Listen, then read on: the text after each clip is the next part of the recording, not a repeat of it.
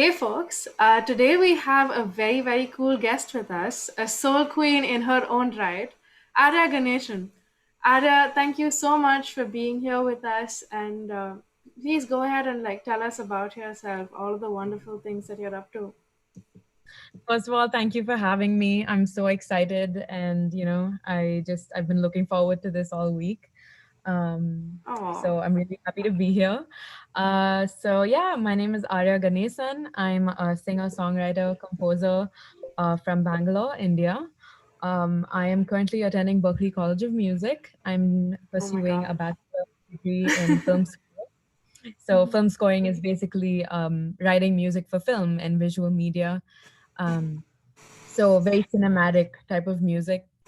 But I also love songwriting. That's kind of like my hobby, and it gives me a break from the tension of career stuff. So I really enjoy writing lyrics, writing music, and I recently released two songs, one in May and one last month.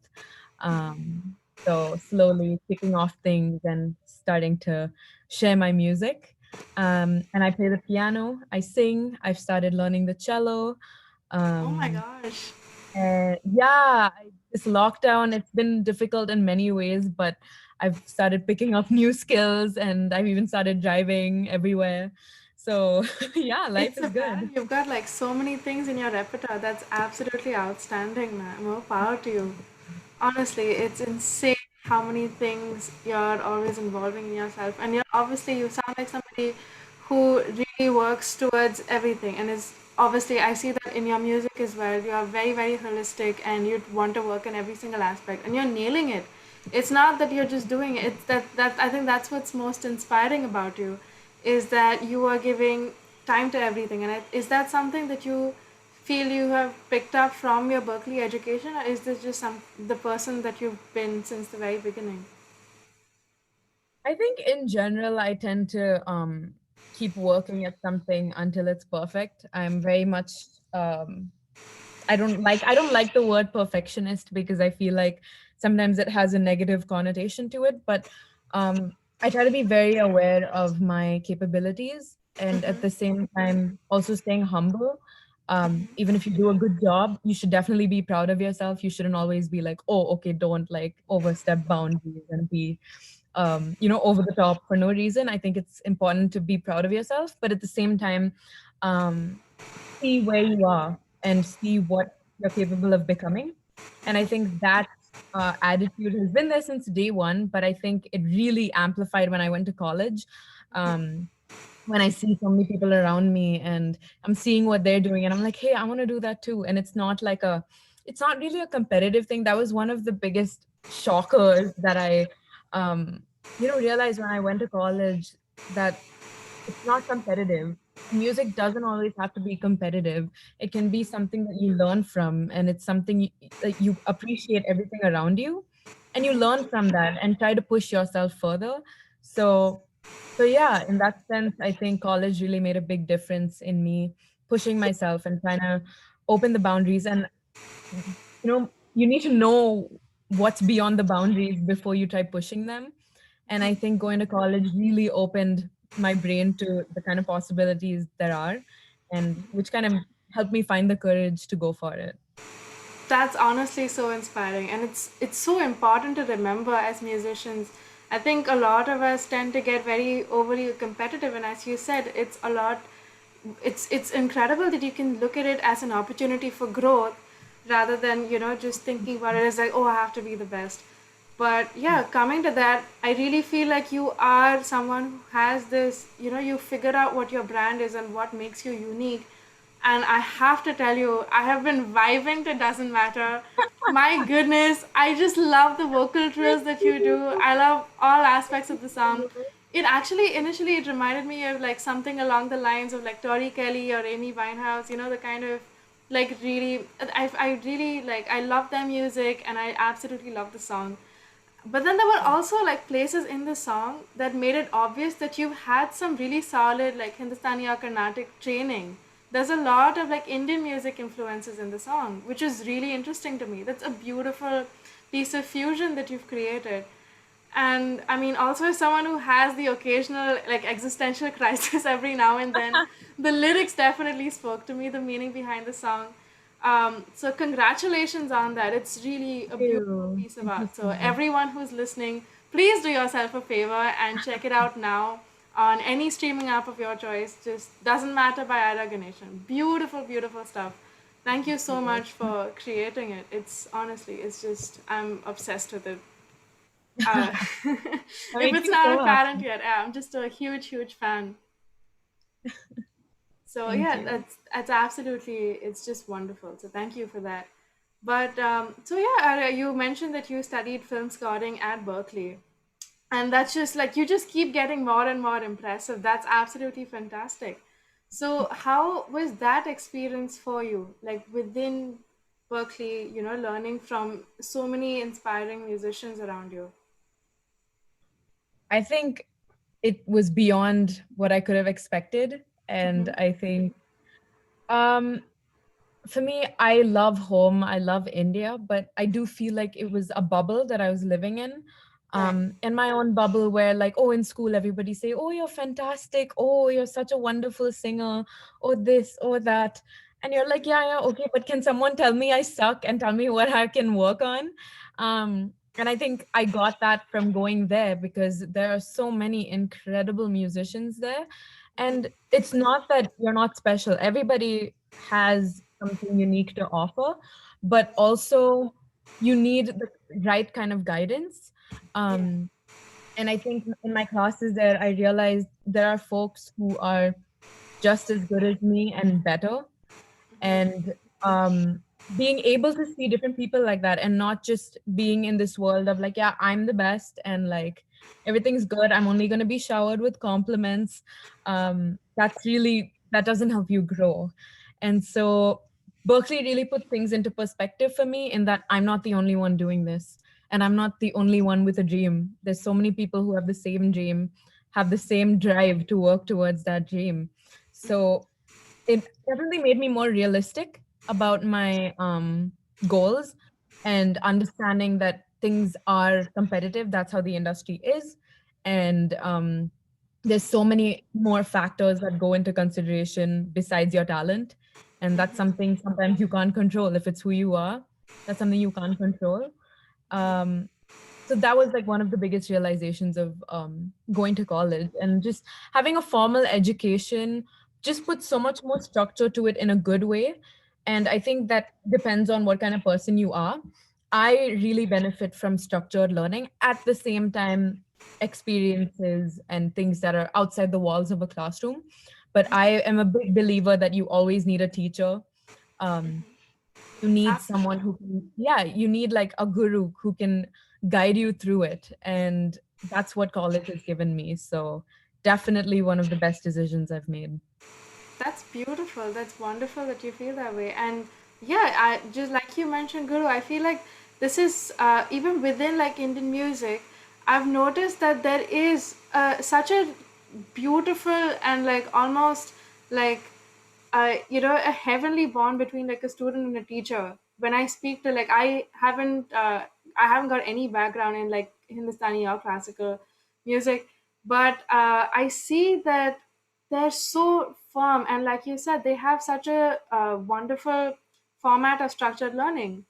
And I feel like world over, I mean, obviously Berkeley is a world class institution, but do you think some of that comes from like our own like Indian heritage, where we have a format of like we place a lot of emphasis, like if you're studying Carnatic music, if you're studying Hindustani classical music, you're putting in a lot of effort, and it's just a continuous process of like learning more. And do you think that that also has some amount of influence?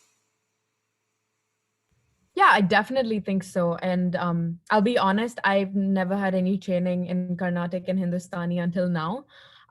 Just a month ago, I joined Hindustani classes, and because I just started, singing Bollywood songs and Tamil songs, and I kind of my interest for Indian music sprung. So but I totally understand what you mean when there's just so much structure and the bond is just it's heavenly. And in our culture, it's like it's guru before God. Yeah. And I completely believe in that, because everything you learn in this world is from a teacher.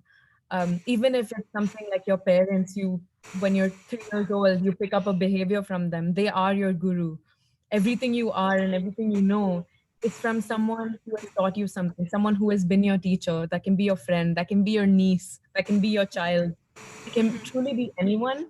um, and I think that approach to teaching is pretty much the best out there. And I've seen that even with my teachers, um, in college, it's definitely a little bit more different in the US than it is here.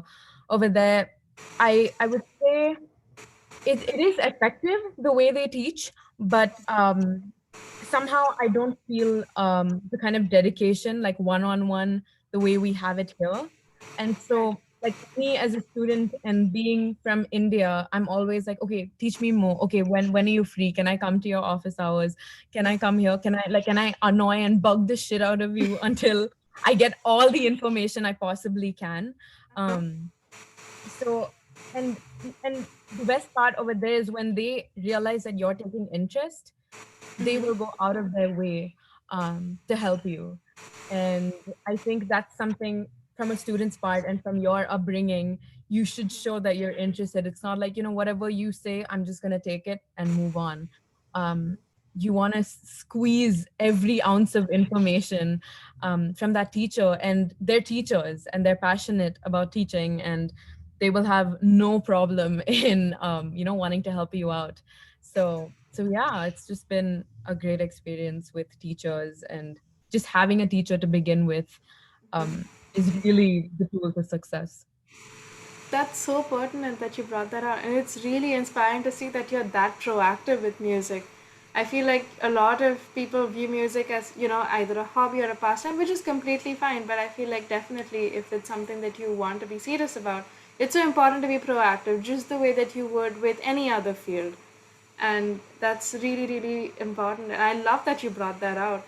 But yeah, coming to teachers, I've got to ask you, since the podcast is called Her Tempo, who would you uh, want to like shine a light on as your female influences in music or otherwise, people who contributed to making you the incredible musician that you are? I think hands down it would be my teachers. My piano teacher, her name is Serena Anthony, and I learned from her since I was 8. And Oh she's my. literally made me who I am. And she was a Berklee alum. And Oh. so since I was like 8 or 9, she would tell me all about Berkeley, saying, this is what we had. They had this, they had these studios and all that. And I would just be in awe listening to everything that she had to say. Uh-huh. And it's like 10 years down the line, I'm applying and she's helping me with my audition. My And goodness. yeah, and it's just We've incredible. really I come full did that. circle. Yeah, exactly. So she's really like she's like my second mom, and she's really been like my mentor through everything. And right now I'm actually doing cello lessons with her, so we're able to reconnect, Oh my, that's which is just lovely. absolutely wonderful. And I think gratitude is such a big part. I feel like people say, yeah, I had this teacher since like 6th grade, but yeah, now I'm in college and we're not in touch. But I feel like it's so important. Go back to those teachers who helped you when you were 6. They're a part of what made you who you are today, right? And another person I'd love to mention is Sandra Oberoi. She was my vocal teacher. I only got to spend around like 2, 3 years with her in her institution for vocal training, but she pushed me from here, and I thought my boundary was here, and she brought me up somewhere there. And she would just keep pushing me and say, it's one thing for me to believe in you, but if you don't believe in yourself, you're limiting yourself. And so just two of them have been such wonderful, strong female influences in my life. Um, and that's been absolutely amazing. And besides that, also famous artists. I've been in love with Adele since like day one. I Oh, think yeah. she's absolutely amazing. Her voice, her music, everything is just stunning. And to name a few others, I guess off the top of my head, it would be probably Ella Fitzgerald, Hiromi Ohara. She's a wonderful pianist. She is. Um, Yeah. yeah, she is. And and most importantly, my friends, to be honest, like, my girlfriends at college, they are just such incredible artists. And I'm still so in awe that, like, how do I know you? It's like that kind of a feeling. And when someone you love puts out that kind of music and they come to you and they say, I want your honest opinion, and then you show them your music and they give you their opinion, it's just such a beautiful connection as friends, but also as musicians, as artists. Um, so I would definitely put my friends up there, the friends I've made at Berklee, some of my friends from high school who just share that passion, and not just for music, for anything, whether it's art, whether it's for biology, whether it's math, it's passion nonetheless, and it's drive and it's motivation to to be the best version of yourself in that field. Yeah. So very thankful for the people in my life. That's beautiful. And what I love about all of that is that it's very easy to talk about things like passion and motivation, but it's so hard for people to find, especially in a society where it's not actively encouraged, because there was no one like holding a knife to your throat and being like, Arya, you gotta like plan this like scale, you gotta learn the blues scale, you gotta like, learn your jazz theory, you gotta do your homework, but you do it for the love of it, and you do it proactively. So I think all of it, discussing music with your friends and going after your teachers and really trying to squeeze knowledge out of them, it's really something that's coming from something internally, and that's love and that's passion and that's the curiosity to know more. So that's definitely very, very inspiring and very, very empowering. And yeah, I love that you brought about all of these female artists. So another thing that I would like to ask you along the same lines is there any sort of like empowering female track that you ever heard and you were like, yeah, this is so powerful and I'm in love with this track and I want to do something along these lines? Mm, I guess I would say, although I guess meaningful wise, I wouldn't say it's up there, but God is a Woman by Ariana Grande. I Oh, think that's a lovely song. the first time I heard that, I was like, I feel like I'm invincible. I feel like a goddess, and I feel like I can overcome anything. And I think that's what music should do. Um, and I think it was more than like the lyrics. It was just the way she sang it and the music, the background music, Yeah. just the way everything flows was just absolutely amazing. So I think the first time I heard that, I was just like walking on the street somewhere, and I was all like, yeah, I feel I feel so good. And I think that's what empowering music should do. It doesn't always have to say, oh, women are the best, oh, women are so powerful, but it can just be in the music, and it can be in the way you emote. And I really think she killed it on that one. So that's what I would say. Absolutely. That's a perfect answer. Absolutely. It really, really speaks to you. And I feel like even if you're not a woman, it's still so empowering and it's just so energizing. And you're right, the power of that song is in the music and in the insanely like inhumane like vocals that she does. I don't even understand how it's even I know. possible to achieve those I've been trying to that figure it out pitch. for a long time. Yeah. I would love to hear you cover that song, honestly. That's Okay, not a bad idea. yeah, looking forward to that, honestly. But yeah, it's wonderful that you brought that up. Truly a landmark when it comes to like empowering music. And yeah, coming to that, on the other side of the spectrum, in the not so empowering side, have you ever experienced any pressure to fit into a particular role in within the music industry as you're still exploring your identity?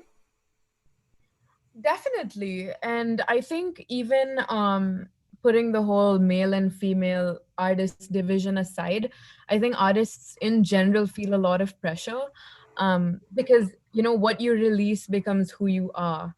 And sometimes it's kind of difficult to move away from that. Like if you release a few songs that are similar in its genre or the way it sounds, that kind of ends up defining you. And it's really hard to move past it and, find the bravery to try something new and go out of your comfort zone. Because I think once you become even like a semi established, not even established is a big word, but even after you release like one or two songs, um you start to think of, okay, what do my audience want? What does my audience want? What are they looking for? How do I balance what I want to make, but also cater to what the people who appreciate my music, what do they want to hear? And I think there are two very different thought processes, which I'm still trying to choose from. I think one is, you know what, you do you. It's your music. If people don't like it, well, too bad. It's your music. It's your expression. Do it. And the other school of thought is, hey, be realistic. If you want to survive in the music industry, you got to do what you want to do, but at the same time, give people what they want to hear. So I feel like it's finding that balance. And because sometimes I've noticed like a lot of people feel threatened by other artists to the point where they kind of lose what their music is all about. And so you become someone that you really don't want to become. That's And true. I feel like, especially with female artists, I feel like when they sing about their sexuality or they sing about, their needs, that's natural. It's human. Yeah. We all have Yeah. those emotions. And so what is the big deal in writing about it and expressing it? um and it becomes That's a true. sort of stigma. Yeah, it becomes a stigma. It's like, oh, she's a I'm losing the word for it, but she's becoming like a symbol of that. She's becoming a sex symbol. And that's not that. That's one part of me. It's a part of me. There's an emotional side, there's a spiritual side. There's like so many different sides, and sexuality is one of them. And Yeah. somehow, if at least this is my observation, I'm not saying this is the case all the time, but I do feel like when men talk about their sexuality and they're all like, "Oh, I want to tap that ass," like, yeah, okay, Yeah. cool, yeah, I'm vibing. But with a woman, it's different. That's so And true, honestly. You never yeah, hear like someone like Robin Thicke or like every single rapper ever. People want to hear Kanye West, talk about tapping whoever he wants to. And suddenly he's this god of rap. And you're so right. You're so right. It's so easy for a woman to be stereotyped or to be marginalized. And ex- yeah, as an audience, honestly, I can tell you, we are loving what you're serving up. Okay, it's so authentic. It's so fresh. thank You have no you. idea. Keep doing. You honestly, you do you. Honestly, that's the best ideology, and it's really working for you. Just keep going. We Absolutely. can't wait for more. Thank you so much. And along those lines of like being if like someone pins you as a sex symbol because you had a couple of songs talking about your sexuality, you try to go out of your way to reverse that. You're like, okay, what kind of music can I put out that'll kind of reverse that and get the audience distracted and like let them hear another side of me. And that's when Yeah, you start forcing yourself yeah, and you put yourself in a certain role which is not who you are. You're trying to that's true. reverse the apparent damage you did just by showing who you are. And that's not who you are. That's not authentic.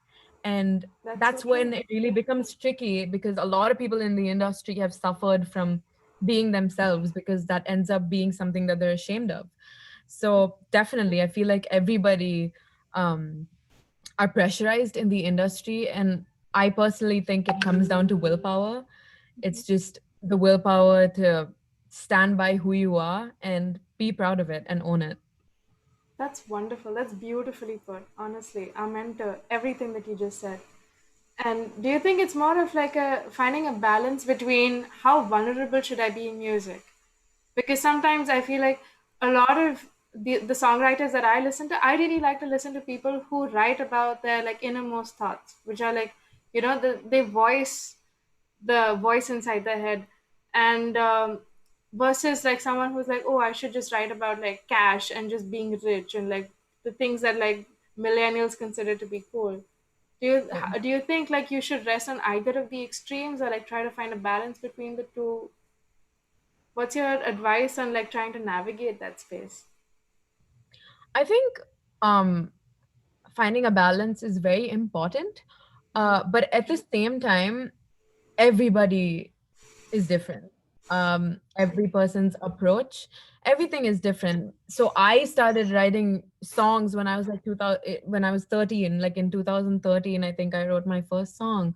And but I wasn't ready to share it with anybody. I was like, this is only my room gets to hear it. Even when my brother would enter the room, I would stop and like pretend like I was doing something else.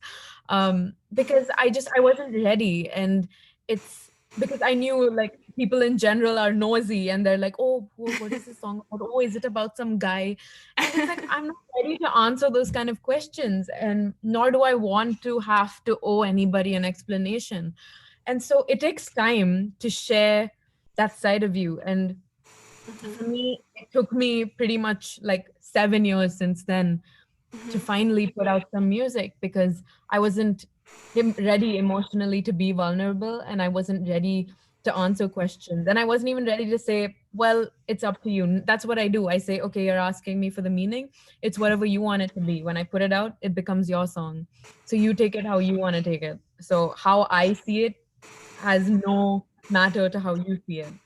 Um, so I definitely think I believe in meaningful music and I believe in music making a difference. Um, but I also, a part of me also believes that music is there for fun. You don't always have to be reading into the lines and being like, oh, these lyrics, oh, they touch my soul. It doesn't always have to be like that. You can be on a road trip with your friends and you just want to vibe to a meaningless song. That's Yeah, fine. absolutely. So it's very individualistic. Everybody have their preferences, but I definitely feel like any artist, yes, you can have a couple of meaning songs that are like such a vibe, that's great. But deep down, why are you doing music? Um, if you're just trying to make songs to vibe, that's not good enough of a reason. And that's where you need to make something that's meaningful. So I do think balance is necessary, and music has to have a purpose. Music is not music if it doesn't have a purpose. So yeah, it's all about the balance. That's beautifully put. Honestly, that's really wonderful. I think you've articulated that perfectly. Yeah, that's absolutely very pertinent. In your opinion, do you think that there's enough being done by the music industry to give women equal opportunities in music? Um, I don't think so. I definitely think we have a long way to go. We're far from where we should be. And I've definitely talked to a lot of people who just say, that's the way it is. It's just coinciding with the fact that you think women aren't getting enough opportunities. That's just how it is naturally. But to me, I disagree with the fact that it's natural. There's nothing natural about it. And even if it is natural, there's no harm or there's nothing wrong in trying to artificially induce a different approach in the industry by trying to force people to give more opportunities to women, because eventually that'll become a new normal where everybody have equal opportunity. So yeah, so I don't think it's right to just say, yeah, that's the way it is. Like, let's not, that's how nature is, and let's let nature do its thing. No, it's because everybody's upbringing is still developing. So That's true. as people mature, as they reach their 20s, they become more introspective about things. And are you going to wait until you give birth to a child and you teach them how to advance their thinking? No, it starts today and it starts now. It starts with small changes you make. Because I think about it, and in one of my classes someone was like, okay, um from whichever country you are, can you tell us like a music composer that you like, a female composer? And I was like, pretty much every famous like female artist I know in India is a singer. Yeah, Like that's so true. there's not a single song where I see that the music director is a female or the producer is a female or the mixing engineer is female.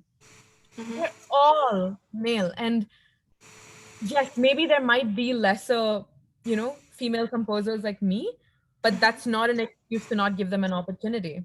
But yeah, You I know, am so glad that you brought that up. And honestly, like, kudos to you for actually talking about this, because, a lot of women in the industry, they'll be really afraid to talk about it and what the consequences of that are. But you're so right. In Bollywood, especially, I think it just stems down to the reason why they can't step up, and the reason that they're being dehumanized is because there are assholes in power. Complete exactly. assholes will ask you to wear a shorter skirt, or who'll they'll completely undermine your worth as a musician and just place all your worth on appearance. And this is not just in the music industry, it's like across all industries where you don't have guidelines in place. I feel like this is where, at least in corporate, you're not allowed to be an asshole or you're going to be fired for it. But in Yeah. in industries where there isn't as much policing, where you can't track everything, it's so much more No. difficult. To Exactly. And, like, in the entertainment industry, it's a hierarchy. If you're an intern, you're going to be treated like trash. If you're a little above, a little less like trash. And Mhm. if you're up there, you're like the king and you can talk to anybody any which way that you want, and you won't be questioned for it. That's it. Yeah, Because you're good at your job, but yeah, you're also an asshole of a person. But yeah. at least you do a good job at work, so who cares about the asshole part? And so that approach is just, there's so many problems with it. Of course there are. Of course there are. There has to be a certain level of professionalism involved with that. Yeah, absolutely. That's You're absolutely right. And don't you feel like in within our generation, I feel like there's been maybe a little bit of a change. Like there's an optimism in me that hopes that maybe things are getting better.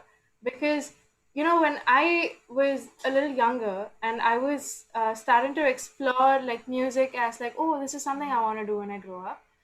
I googled women in music, or I googled female musicians, something of the sort, and I find what pops up is like Lady Gaga and Rihanna and Beyonce, and like the people that you would expect to pop up in like 2007, 2008.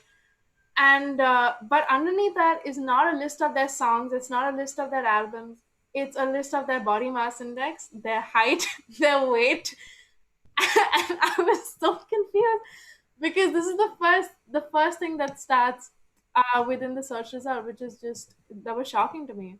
But do you feel like that attitude has changed towards women in music now? From then to now, that maybe it's maybe not that bad.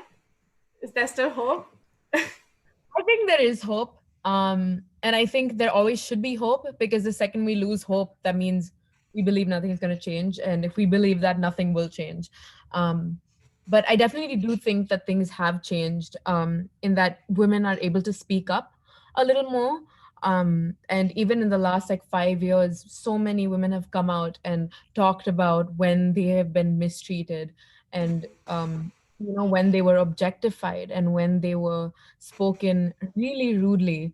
Um, so I think in that sense, awareness is so important. When you don't have awareness, you go about your own way, Yeah. and you have to be knowing of everything that's going on around you. And now that women are speaking up a little bit more, it spreads awareness. People are more aware, and they understand how serious these kind of issues are. And we can only hope that people will make an effort to fix themselves and identify what's the problem. Why did she say that I was a certain way? Because according to you, you think it's normal, and you think that you have the right to speak to someone that way. Yeah. But hopefully, in the next couple of years, people will be able to think a little bit more, think before you speak, and treat everybody like a human, male or female. So I definitely do think things will look up. And now slowly women are getting stronger and stronger, and they're able to speak. They're speaking out for themselves. They're standing up for themselves, which is amazing. And that in turn, um, inspires the next generation of women to be the same way, to stand for what you believe in and never settle. That's beautiful, and you definitely are a hallmark for exactly that, for standing what you believe in, and it's just so inspiring and so empowering that the things that you talk about, your music, it's all so independent, and it's really inspiring and wonderful to think that young girls today, I was maybe 7 or 8 when I Googled that. And maybe I'm hoping that now, like when girls are able to Google, female musicians, they'll find musicians like you, and they'll find, producers and engineers and people who are just women who are just putting things together and they're not reliant on anyone for it. I think that's so, Exactly. it's just wonderful that you speak about awareness and you spoke about all of these things. So it's definitely filled me with a lot of hope, and I'm sure it'll fill our listeners with a lot of hope that yes, definitely, as long as we are conscious of the problem, that is the first step towards actually going around to solving it. So thank you so much for giving us that ray of hope. That's really, really Thank you. wonderful. Yeah. So let's stepping back from some of the heavy topics. Um, just wanted to ask you about like something slightly lighter. Where do you feel like most free to be creative? Do you have like a specific location where you just sort of go into your zone and you're like, yeah, I'm getting ideas now? I think my place where I feel the most free is probably home, here in Bangalore, in this apartment, in my room with the piano that I've had for a decade. Because I'm in a space that I grew up in, and I all the values I learned and everything that made me who I am today is within that room. Yeah, And I feel I feel like the sky is not the limit. When absolutely. I'm in my room, there's no limit, and I can be who I am, and I can be anything. I can be different from who I am if I want to. Um, and that's something I haven't found in college, because despite it not being competitive, it is one thing to be motivated by the people around you. But sometimes when you're like, when you have a class and the teacher gives you a project and then he says, okay, next week I'm going to play everybody's in class for everybody to listen. Yeah. And that's where your brain starts feeling threatened. Your heart starts feeling threatened. Your art starts feeling threatened, because you're like, really good musicians are going to be listening to it, and they're going to judge it, they're going to critique it, Yeah. and they're going to pretty much get everything they need to know about you as a musician from that one track.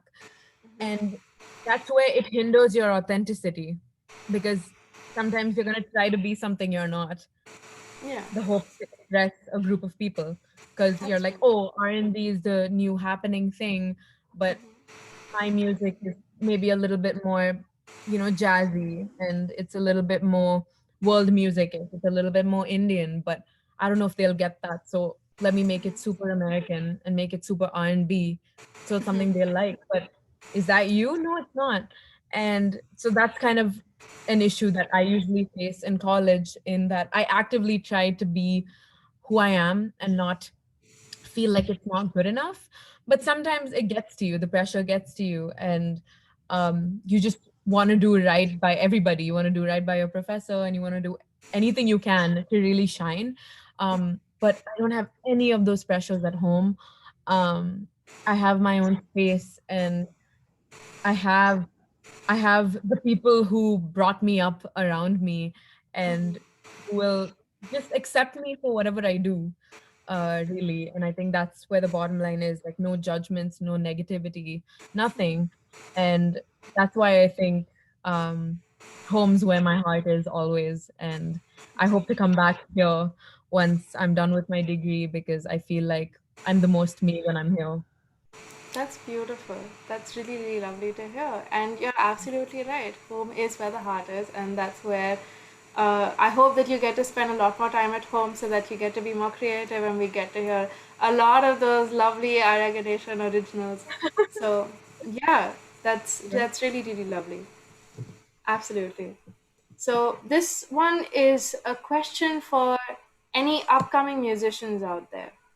So as you mentioned, it's so that it's so like we discussed about how there are so many people who have the same dream as you do. So how do you make yourself heard? How do you discover your USP? I think, do you mean by heard, do you mean noticed? Yeah. Okay. Yeah, yeah, yeah. So I think I just believe in um I think just the art of trying. And I think trying is an art because it involves motivation. It involves the ability to get back up when you're beaten down over and over again. And it That's true. takes getting over a blow to your self esteem. It's just so many things. Just trying takes so much more effort than what we think it is. Simple thing like, yeah, I'm going to try, but I am going to try. And that's big. Yeah. Um, and really the biggest thing is you're going to get so many rejections before you get that one acceptance. um, so you cannot let a few, maybe even 100 rejections throw you off. um, and one of the biggest things I really wanted to do is to share your music, because if you keep saying yeah, yeah, yeah, I write songs, I do this, I do that, but then they're like, where is the music? I want to listen to what you have. And so for Yeah. the longest time I would just say yeah, I write songs, and people were like, what songs? So don't be afraid to share it. People are going to love it, people are going to hate it. That's just how the world works. Art is subjective. um One person might find it wonderful, one person might not find it as wonderful. Like when I released my second single, What I Want, I got very, very different feedback. Like some people were like, oh my God, this is like so much better than Doesn't Matter, bro. What a vibe. I love it. Other people were like, dude, doesn't matter. Like it touched my heart. I just don't think this really did that. And that's okay. It's opinions and it's the way people perceive your music, and you can't change that. But you just have to roll with the punches. And I think the biggest thing that people worry about is just the judgment, and Yeah. that just shouldn't be something to stop. And I feel like if you want to be heard, you need to give people something to hear. Yeah. um that's the biggest thing. And I know how much my life has changed since I started releasing music, because people even start taking you more seriously. And That's you true. get amazing opportunities like this to talk with such an amazing person about real issues in the industry that aren't spoken of. Um, so it's all about sharing what you have and not being ashamed of it. And apart from that, I think internet is a huge blessing. Just keep looking for opportunities. You find an open mic somewhere, go sing. You're never going to see those people in your life again. Do it. Okay, your voice cracked 5 times in the song. Who cares? You did it. You stood up there and you performed, and that's amazing in itself. And so always looking for opportunities. Keep digging, keep searching, keep asking, networking. Networking is something that I struggled a lot with, because I'm just like, oh, that's so awkward. I don't want to just go to someone and be like, hey, you got a job. Because that's weird. But the power of networking is you put yourself in their shoes, and you're like, okay, if someone came to me and they were like, hey, I'm interested in this company you're working in, can you tell me more about it? You'll be like, hey, of course, yeah, I'll tell you all about it. So Yeah. it's just the roles are reversed. So what's wrong in asking? Ask questions, find people, email 100 people, at least two will respond. So it's just, it all comes down to just being proactive. So you want to get heard, be proactive about it. That would be my advice. That's lovely. That's honestly really, really wonderful to hear. And you're definitely someone who works very hard to get yourself heard. And you're absolutely right. It's not just enough for someone to be good.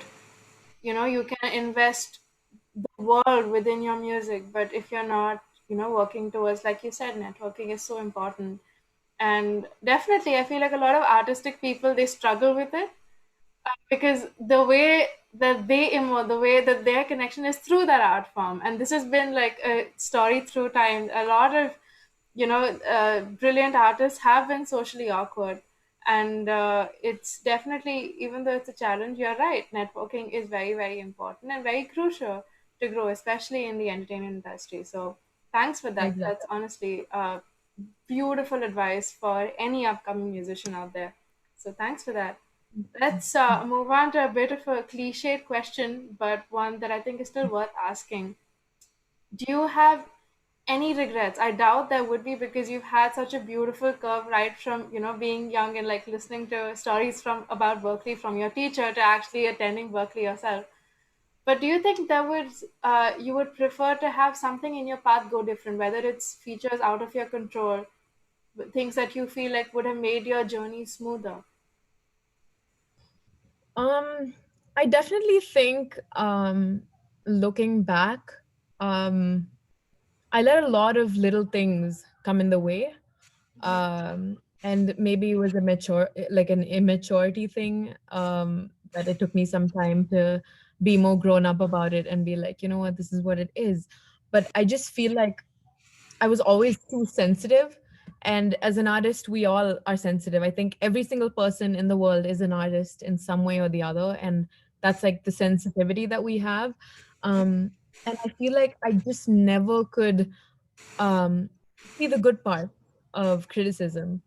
Yeah. And sometimes I would even be envious of people who are successful. And obviously now all of that's changed. But at one point when I saw my friends doing great, I was so happy for them. But deep down I was like, damn it, I want that too.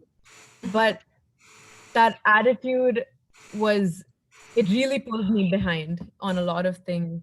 And I think I'm really glad that I was able to work on it. And it starts with just being humble enough to know what what's wrong with the way I react to things. Where am I going wrong? Because that's my friend. She's amazing and she's talented and she deserves everything she's getting from that beautiful piece of art that she created. So where do I even come into the picture? And comparison is good, Yeah. but as long as you take it the right way. And so I think just personality wise, I struggled a lot in just believing in myself. And if someone else does well, it meant, oh, I'm not good enough. But if Yeah. I also did something well, I would listen to it two more times and be like, it's not that great. Like even it doesn't matter for that matter. Just a week ago, like when it was scheduled to get released, I was like, it sounds bad. No, I What? think I don't think I should. I don't think I should release it. But it was just some amazing support from family and friends who are like, just do it. Okay, people hate it, people love it. Okay, whatever. But it's something you created and you should be proud of it. And so I think that's something that had to naturally be developed. I don't think it's something I could have controlled. Um, but I definitely think things like envy and jealousy are just, it's not good for your artistry Yeah. and it ruins the purpose of why you're doing music. So that's definitely something that um, I hoped would have changed earlier in my life, but later it did. So at least I'm happy about that. That's a beautiful, beautiful answer, and it really shows that you have grown so much, and you've really like had this like tremendous exponential sort of growth. It's not really just some like it definitely is incremental, but yeah, and it reflects in your music, it reflects in your personality, and it's just very, very inspiring to see. So honestly, thank you for just being who you are and being so open and brazen and honest about your journey, and it's really, really wonderful to see you speak about that. So thank you so much for sharing all of this in such an uninhibited fashion. And definitely, we need more people out there doing this. So thank you for that. If you could offer some advice to women specifically in the music industry, if there was, let's say, 8-year-old Arya just starting out with piano lessons, what sort of advice would you give her, or to like any woman who is very interested and decides, I love music, I want to get into it? What sort of advice would you give to her? I think I would start by saying go for it, first of all. And second of all, I believe strongly that there's always a way. And my dad, since I was like 5, he would always tell me that, if one path gets blocked, another one will open. If this is your destination and this route is blocked, you go like that, you go like that. Some way or the other, you will be able to reach what it is that you're looking for. And I really believe that. And I think or if I'm giving advice, you just need to have enough belief and confidence in yourself. And I think for the longest time, I let myself to crumble under the pressure of society and being a black sheep in every social group I was ever in. But I realized that it's my responsibility to choose how I let it affect me. And, if people are judgmental, people are rude, and people really make you question your worth, you get to choose the way you want to react to it. And you can choose how you want to let it affect you. And that's where music comes into place. And I found a way to channel all that negativity into determination and hard work. I was like, you know what? I'm going to prove you wrong. Like, just you watch. And I think that's the kind of attitude every woman should have. And to all the young girls who are like brave and courageous enough um, to even have this thought in their head that I want to have a career in music and have the bravery to even dream, I think they already have it in them to make it happen. Um, to even have such like a beautiful goal, which is not that far fetched because you're strong enough to even think about it and see it practically and be like, how am I going to make this work?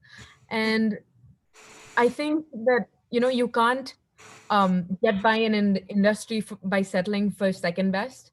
You got to keep fighting. And like I said before, you are going to get rejected 1,000 times before you get one single mediocre opportunity. Some people get lucky, some people have famous families. That's great. But you see where your situation is at, and you got to cater to the way your life is and your background. Yeah. And you just can't be disheartened by rejections. That's the bottom line. And you need to have the willingness to keep going despite downfalls. And it all comes down to willpower. As I keep saying, I think I've said willpower like 20 times, but it is willpower. And you have to keep reminding yourself why you chose music to begin with. And that'll pretty much give you all the strength you need to succeed. So just go That's for it. beautiful. Thank you. Thank you so much for saying that. Yeah, irrespective of what your background is. And I love that you mentioned that because that's definitely something that I've heard like other, musicians use as an excuse, irrespective of what their background is. They're like, oh, they come from a very rich family. Specifically about an artist called Ananya Billa. Uh, there's Brilla in her name, and like immediately, the first thing, even before you've actually listened to her music, the first preconceived notion that people have would be that, oh, of course she's gonna get her music out, she's gonna be able to like release a music video with Mary Com and Priyanka Chopra because she's a Brilla. So when you, um, which really makes you wonder what sort of validity do you need to be a musician, because that I feel like there's so many things that can cloud that judgment. It could be being a woman, it could be coming from a privileged family. There's so many things that when you as an outsider, as an audience, when you look at that, you're like, you immediately, there's something in your head that just goes, yeah, they're not really doing it for like the love of music. They're just like, they have it because it's convenient. They're just doing music because they think it's cool and because they don't actually have to work like the rest of us. I don't know why we think of it, but that's always like the first, like the evil, Exactly. right? Exactly, exactly. Like you think that, oh, damn, if I had like a famous dad, oh, if I had a famous family. Well, you don't. And too Yeah. bad. Yeah. So figure it out. Figure it out. Don't be a pity party. And yeah, this whole wallowing in self-pity thing, I think it's pathetic. And you can't just and in fact, in some ways, I feel bad for people who come from privileged families because they don't get credit for their art because they're like, oh yeah, you like just took like 4 selfies and you got 1 million followers, so obviously you're going to get an audience. Yes, it is easier for them to get an audience, but that doesn't like have anything to do with their talent or their passion for music, and we're nobody to judge. And especially if you're an artist yourself, you have no right to judge someone else like that. So I feel like stop self pitying and see how your life is, see what resources you have, see how much budget you have, and try to make it happen. And if you really wanted to, there is truly no reason why it shouldn't happen. Yeah, that's absolutely beautiful. Thank you so much for saying that. And I know that you're the sort of person who just doesn't say things for the sake of saying things, and you really implement them. And that's so visible in the way that you speak, in the way that you're constantly working, even though you've got such beautiful tracks out already. You're still taking cello lessons and you're still working on bettering yourselves. And that really is a mark of constant improvement and constant growth, which is so, so inspiring. So thank you so much, Arya, for Thank that. you. It's so wonderful to speak with you and to understand the intricacies of what makes you such a humble and such a successful artist and human being is just wonderful. So really, hats off to you. You're just such an incredible powerhouse, and it's just wonderful. Thank you so much for being Thank here you with for us. having me. And honestly, conversations like this also get me thinking a little bit more, Uh-huh. which I think is wonderful. And it's not like nobody knows everything. And having these kind of conversations really opens up your perspective on so many things. And like we were talking about awareness is everything. Yeah, And I think that conversation gave me that. So thank you so much for having me. I really enjoyed absolutely. it. Yeah, we're so happy to have you. Like everyone here at Her Tempo is just such a huge fan of yours, and it's just so lovely to be here with you and brainstorm all of these ideas with you. You're so right. Yeah, it starts with awareness. It starts with like little sessions, little workshops, and really trying to level the field for anyone and everyone to participate in music, because at the end of the day, music is for everyone. And yeah, your music needs to be like heard by everyone. I really want that to happen. I'm just going and like sending your like doesn't matter to all of my friends and all the listeners. Yeah, please go ahead and do that. Do yourself a favor and go listen to the song. Thank you so much. Just keep creating, Thank keep you so shining. much. All the best with your cello lessons and with your music career, and I I hope it's really very, very appreciate it. successful. Thank you. I really appreciate it.